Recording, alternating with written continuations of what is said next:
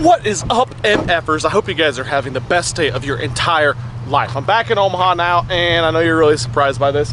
I hooked up the boat, and I'm at a lake. And guess what we're gonna do at this lake?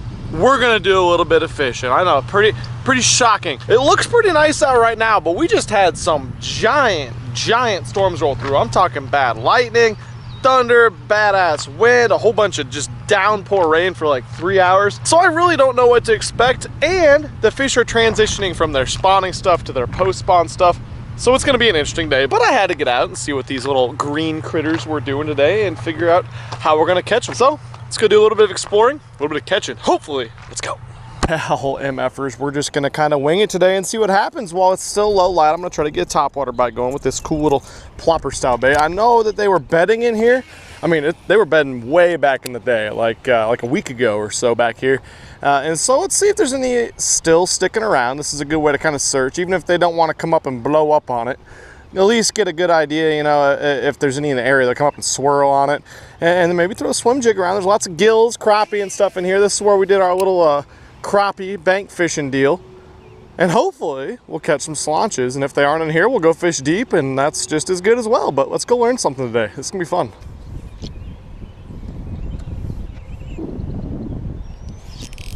There we go. Feels like a decent one. Look at that, on the fairy wand. What do you know, guys? Oh God. Yep, much better than expected. For my little fairy wand worm. Stay out of the trolling motor, please. Oh, nice. Hell yeah. Come here, bud. Hey, look at that. Starting off with a nice little 3-pounder on the fairy wand. And I took a page out of old Mr. Flair's book, and we're throwing the Nico rig. If I start catching them on this, I'll talk to you guys a little bit more how to fish it. But great fish catcher. Kind of wanted to throw in there to an area where I knew there was some bedders there previously. It looks like I got about a 3-pound male. Definitely a good way to start the day. Let's go.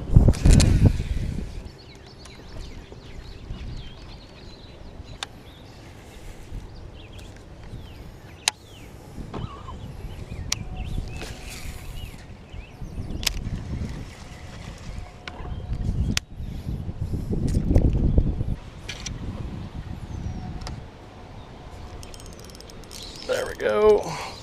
Another decent bass on the fairy wand. Man, this is not my favorite way to catch them. You guys know I don't like to pick up the fairy wand that much, but this is a good one. Hell yeah, another little bit over 3-pounder. What's up? About 3 pounds. Got MFers everywhere, of course. Gotta love it. All right, another one on the stupid little wing ding like deal. Sickness.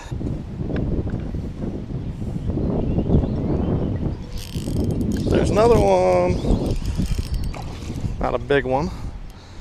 Good time though. Another wingding fish. You know what? I'm not going to call it the wingding. That's this is not the true wingding. It's the new wingding, if you will. Little dude. You know what? This is a fun way to catch them though on the fairy wand. I think they might be a little bit finicky today, so I'm going to talk to you guys a little bit more about this rig here in a couple minutes.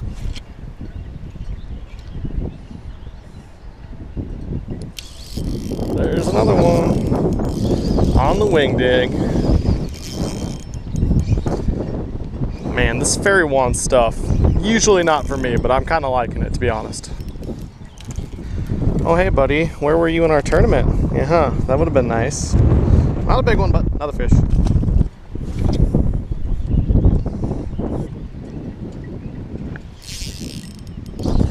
I mean, come on. This thing catches them. A little bit better one. Hey, bud. Thanks for biting my wingding. The old Nico. Man, this thing is quickly becoming a nice little piece of my finesse arsenal. I'll give Mr. Flair that for showing me this secret little contraption I'm about to show you guys. We're out of the wind a little bit and just fished this entire cove back here, and the only fish I caught were on this finesse setup, and I'll show you guys how I'm rigging this thing. So basically you got a weedless finesse hook. It's like a wider gap finesse hook, and let me grab a worm. So then for a worm, I'm just using this simple watermelon red stick worm. Now, not just any stick worm though, there's something very special about this worm. and that's that it floats. There's a couple different companies that make worms that float, stick worms that float, that is, and they're all made out of this Elastec material. So that's going to do two things. First of all, like you saw, it's going to be able to stretch without breaking, so it's not going to be like an $8.75 pack of Senkos, which are going to sink. Those might work for this a little bit, but not near as effective because of this thing floating, and I'll show you what the special thing about it is. So we're going to take this little nail weight, I think this is like a VMC, it's like a little mushroom head weight, and we're going to super glue it in here. Now the problem with these Elastec baits is you can't put anything in there with it staying. It just like catapults it back out of there. So what we're going to do is we're going to add a little bit of gel super glue to it. Not too much, just a little bit. We're gonna stick it in there best we can, as straight as we can, and just hold it there for a second. And you gotta make sure your finger gets glued to it as well, like I do every single time. Okay, there we go. So that's gonna stay in there much better than it looks. And so obviously it's gonna sink just like that. It's gonna go straight down, and because it floats, it's gonna sit tail up off the bottom. So we're almost done here. We just gotta add an O-ring to it. So we're gonna put our worm in this little O-ring deal. We're gonna slide that O-ring down, and we're going to put it right in about the middle of the egg sac. So it's going to be a little bit closer to the bottom of it. Whatever reason, that seems to work better. And then we're just going to take our wacky hook, point your hook up.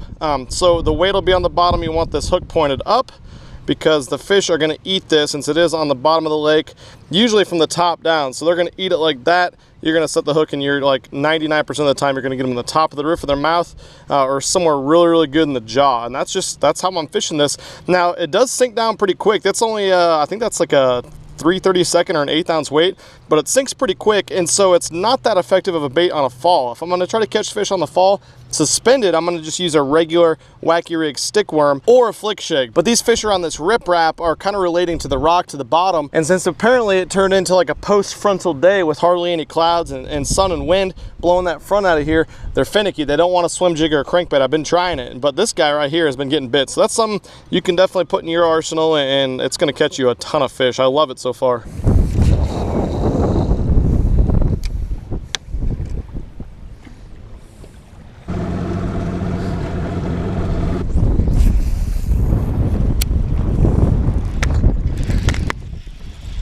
Oh, that is a fish. Look at that. Came out here, picked up the old squared bill, and easy release job. I like it on the Crush 50 square bill.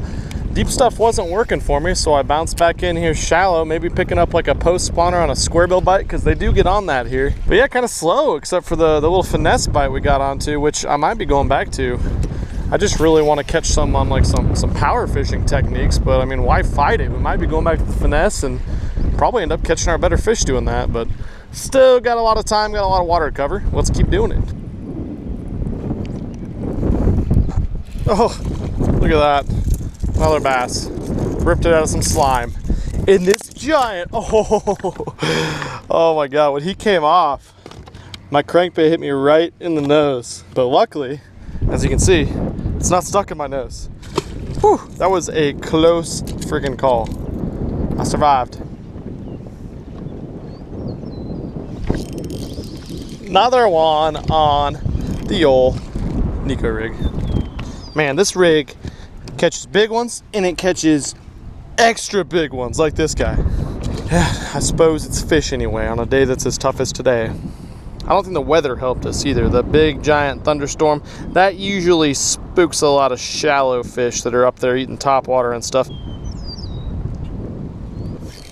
Another one. Oh my gosh. We're decreasing in size. This could be an issue once again of the flare nutsack curse. He must have done it, I don't know, when I dropped him off, must have hopped back in this boat when I wasn't looking and rubbed his nutsack on it, and now we have the curse of the baby fish once again. Damn it! All right guys, turns out I suck at fishing and the fish don't want to bite today, so we're gonna go back to where we caught them earlier and see if we can't catch some more on the little finesse rig. Man, I've been throwing around all sorts of beautiful, sexy swim baits, crankbaits, all sorts of other baits. Nothing. So let's see if we can get a couple more on this, and then we're probably gonna call it a day. Tough conditions, post-frontal stuff, but it's always good to get out fishing. And of course, we didn't get skunked today. We caught a couple 3-pounders to start. Let's get a slaunch though. I want to end the day on a big one. Another one. Ooh, is this a big one? Oh! No. Oh, that was like a 5-pounder. Oh no. Oh, that's kind of how today has gone. Disappointing. Leaned into him. Didn't feel any different than any of the other ones. Well, at least we got this rig, this new rig in our back pocket now that not only catches fish when there's tough conditions, but clearly catches some really, really good ones. Ah, that sucks. And then I caught a crappie. Perfect. All right, guys, just got off the water, just put the boat on the trailer.